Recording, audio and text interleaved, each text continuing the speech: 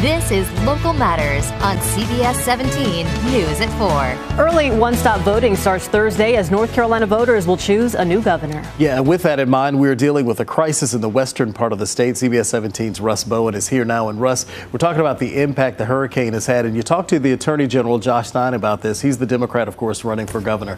What did he have to say about it? Yeah, I did talk to him about this, and specifically about the first few days and how there was some frustration in some areas of the western part of the state for a number of reasons. We also talked about what he sees as North Carolina's biggest economic challenge. I do want to talk about those first days because I talked to plenty of people on the ground, you know, within the first responder family. There were issues in terms of communication. Questions like, why do I have to rely on Starlink to get a sat phone? Why weren't these dispersed to us in case of any sort of emergency? You know, why is it so difficult to find a state representative to figure out what I need in my community? And for us in the media, incredibly difficult to get a response to some very important questions that we were asking, especially in the beginning. We learned from the pandemic.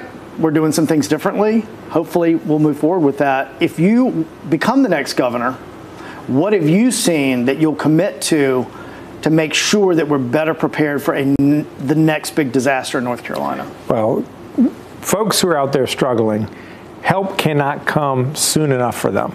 You know, they've lost their home. They've lost their car. Many of them lost their businesses. Too many of them lost their loved ones. So they're dealing with incredible pain and anguish, and we have to do everything we can to help people get back on their feet. And it's going to take months, sometimes it's going to take years to help communities come back. And we as North Carolinians must resolve to not forget them, to continue to put them at the top of our list to make sure that they can come back. And I will do that as North Carolina's next governor. In terms of the after-action evaluation, yes, we need to do that, but we are still in the active response mode of trying to make sure that cell phone towers are back up, that there's still tens of thousands of North Carolinians who don't have power. Roads are still blocked. Hundreds of bridges washed out. People are still missing. People are still missing. So there's a lot of work to be done. We need to focus on that, and there will be time enough to ask ourselves, what can we do better the next time? You deal with misinformation all the time as the Attorney General. This is up a notch, I would say, correct? Yes. Heartbreaking. How do you combat that, especially in this age of social media? Yeah, it's really tough. I talked to a friend of mine up in Avery County, Minneapolis, totally devastated. The community down by the river just gone.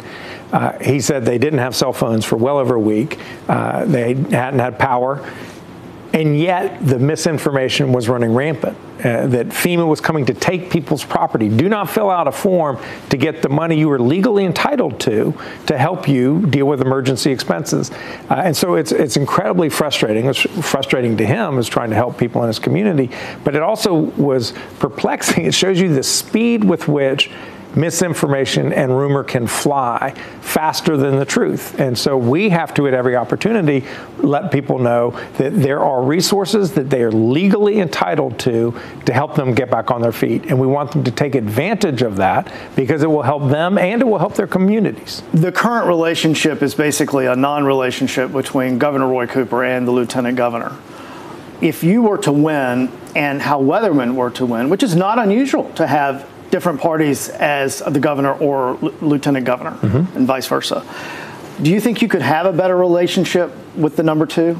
I don't know how personally. I don't believe we've ever met. I'm pulling hard for Rachel Hunt. I think she would be a tremendous lieutenant governor. This is Governor Jim Hunt's daughter, Rachel. She's a state senator, lawyer, a child advocate, would be a tremendous lieutenant governor. So I'm hoping she wins. If he wins, then obviously I will reach out to him and see if we can't work together. It's better for North Carolina if elected officials can come together and get things done for the people. What's the biggest economic challenge you see in our state right now? Well, workforce, making sure that we're investing enough in our public schools so that we are attractive to other companies that want to come here or grow here. How about wages and labor and minimum wage that's still very minimal? Yeah, no, our minimum wage has not been increased in 16 years. It's $7.25 per hour. Which is what equivalent to that year that was originally approved. I don't know. I mean, it's not $7. It would be well over 10 if we just kept keeping up with inflation. So we need to raise the minimum wage. We need to get more good-paying jobs so people are earning more. I've rolled out a working families tax cut to put more money into the pockets of working people, lift more kids out of poverty, and stimulate local economies because those dollars get spent back where folks live. There are things that we can do to address the cost of living. We got to lower housing prices. You know, as Attorney General, I've sued a software company that was in cahoots with a bunch of big landlords, advising them what rent to charge, which was artificially higher rents. Rent's high enough as it is because so many people are moving to this area and to Charlotte. We do not need companies engaging in illegal activities that causes rents to go up higher than that. We as the state can incentivize local governments to allow for the production of more housing and of all types, single family, duplexes, triplexes, quadplexes, condos, apartments, special needs housing for mental health and substance use and homeless populations. We can be doing so much more.